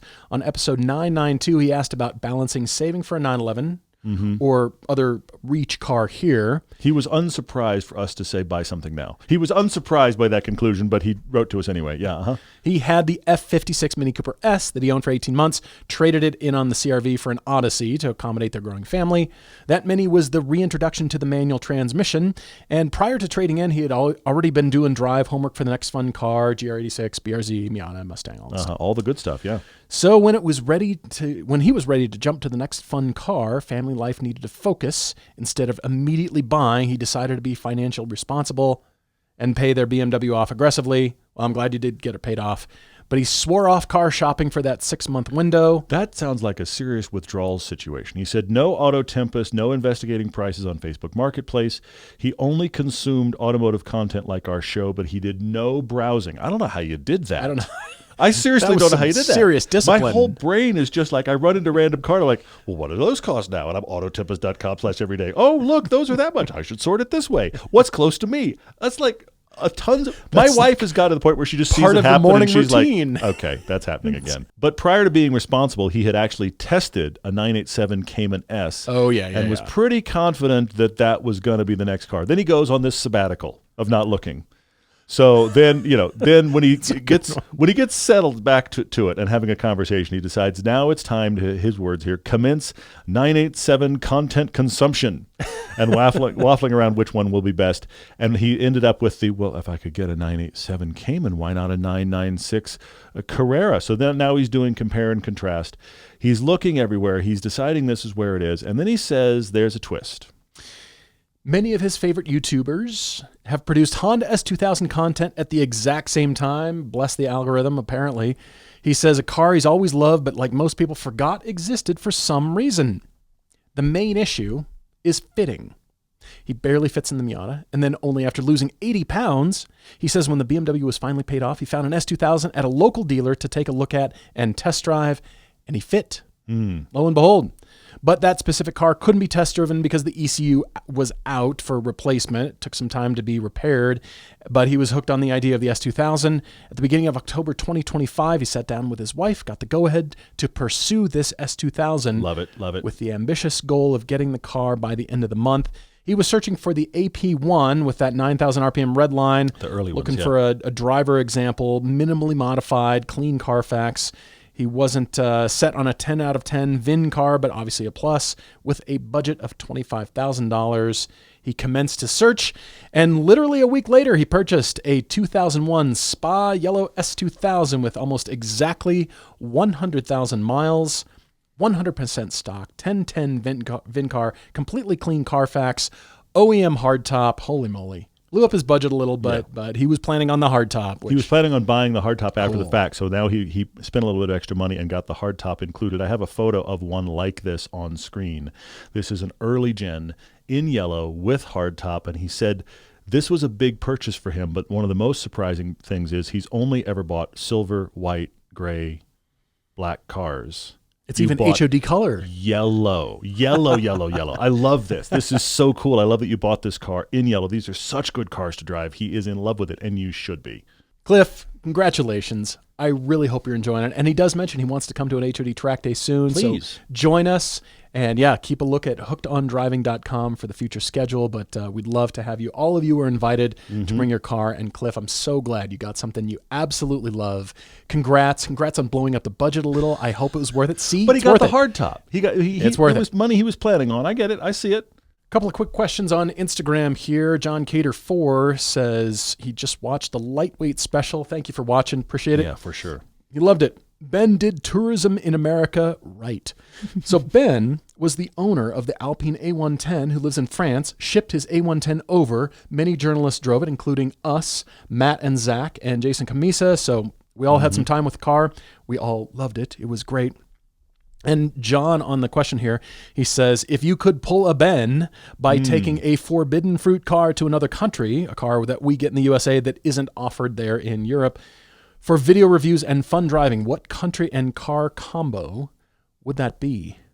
Well, you know, John, we just recently discovered this summer the C8 Corvette in Europe turns heads like crazy. It's crazy, yeah. We had the opportunity from our friends at RSR to drive one, and we were on track, but part of that trip was the road tour through Germany. Mm-hmm. And of all the Porsches with the giant wings and the BMWs and the cool French, the Renaults and all that stuff, it was the C8 that people snapped their necks looking at him because it's not offered here. And we'd like to think that that was the same thing with the Alpine A110, even though most people, most consumers, they don't really pay attention to that kind of stuff. It's just another car, and they're like, oh, what is Alpine? I don't really know. But yeah, that Corvette. So I'm thinking like the ZR1X.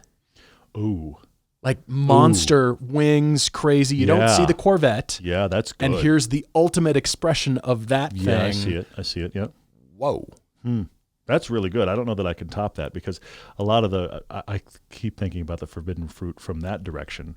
But then the other thing of the equation is, the other thing you don't see over there is the big Hellcat Dodges. Now, some people do rent them. True, yeah. But a big Hellcat Dodge would be fascinating over there, like the Demon. Like take, not with the drag tires. Let's put normal tires on it. But let's take a Demon over there. Like, and the thing is, that's like too wide for some European villages. The problem is, I don't know how much I would enjoy driving it because it is the wrong car in the wrong place. But it's a public service. It is a public service. I'm showing it off to the world. That is very cool. I like the ZR1 or ZR1X. That's excellent. It's really good. Just monster, aggressive, giant wing, because the C8 already gets crazy attention in Europe. So, yeah, that would be interesting. John, thanks for the question.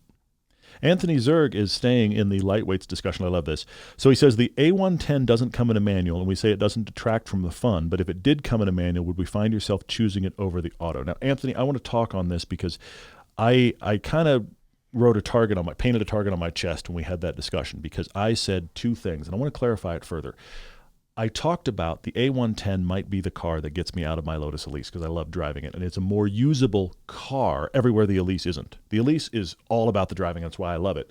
But the A110 is like you could do a normal day in it and not hate yourself, okay? I mean, I've done it, but I've had to like dedicate myself to it, and I would never take a passenger. The A110, you could take somebody with you, and they wouldn't hate you either, which would be nice. So, but the point I made is, when I'm driving the Elise on a back road and having the time of my life, why I'm enjoying it is not because it's a manual. I like that it's a manual. I enjoy having a manual. I enjoy shifting a manual. None of those things change. But the things I'm liking about it are not, well, thank God this is a manual. I mean, here's the thing, you can drive a bad car and thank God it's a manual because it made it a little bit more fun. That happens. I've driven like average sedans, but because it's a manual, or huge trucks, because it makes it kind of fun. Sure. The Elise is not fun because it's a manual. I'm glad it has one. Yeah. The Alpine is the same reality. The Alpine isn't fun. If only it had a manual, it would be fun. It's just fun. True. The manual, I'd love to have a manual Alpine. I mentioned on the piece, you even said that might be the ultimate build, an Alpine with a manual. I think I would love to drive that car. Now, the question is, here's the other thing. Just like hydraulic steering, some hydraulic steering is amazing, and some is like, Hydraulic steering isn't a guarantee of greatness. A manual isn't a guarantee of greatness. You can have a bad manual, and there's nothing more disappointing than I have a manual, but it's not a very good one. Yeah. That's a real bummer. So what is the manual in this theoretical A110 build? If it's a great manual, would I take it in addition to having the A110? Yes. But I don't need the manual to make an A110 fun. Okay. That's how I want to try to clarify. But it'd be very cool if there was one. Who's making that manual? Here's the thing. Okay, I'll go there. The S2000 manual in an A110, bring it. Bring it. I'll take it right now. Ultimate builds. Yeah. Asa Hollister on Instagram is on an S2000 kick this week. Would they make a good first sports car ownership experience? Yes. Yes, they would. Definitely go pursue them. Definitely drive one. And if you can, drive both generations to determine that. But we definitely recommend those. And also, Pasta Fazul has a question. What cars were one change away from greatness? The GR86, like 300 horsepower. GR86 with a turbo. Yeah, so GR86 with a turbo. Yeah, you want that turbo more than I do, but I do take your point. All right. Imagine 300 horsepower in the GR86. We'd be like, yeah. I mean, we love it anyway, but I do take your point. Yeah, a little more power. I see the concept there. Yeah. Many cars, but that just pops right to my mind. I mean, GR86, awesome. We love it, and it's just one tick more. Just turbo. couple things to point out off of this question from Seth Kleinman. He asked about taking non-car questions. I will answer your question real quick, but that reminds me, all of you should know, just coming up on the calendar, we are a few podcasts away from a Christmas break. We're going to take a break between actual Christmas Day and New Year's. We will skip one podcast. That'll be the 30th of December. But coming the 15th of December, that is a Monday night, we are going to do podcast 1025 live. As we continue our every 25, we'll do a live podcast. So that'll be a rapid fire, questions only. It'll be car questions and non-car questions, but episode 1025, Monday, December 15th, will be live here in the studio that evening, Monday night, so we can post it everywhere else for everybody on Tuesday. So keep that in mind. Make a note on your calendar.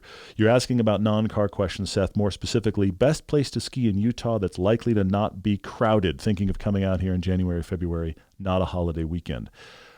I'm going to say Deer Valley. Now, a couple of reasons. Deer Valley has this perception of being wildly expensive.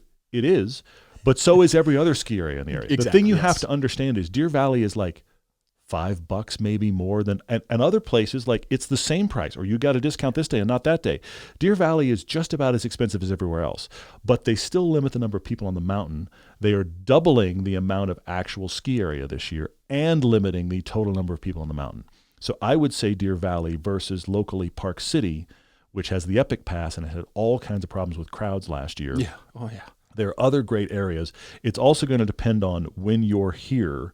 If you can come out midweek, much better than a weekend. Try that as well. Midweek, I would say Deer Valley. Alta can be really good. Snow Basin's been discovered. It was super busy last year, especially on the weekends. I was going to say Snow Basin, then I remembered you guys had a crazy experience. Yeah. Weekdays, it's a crapshoot, but on the weekends, it's just crowded now. It's a great place, but it's crowded.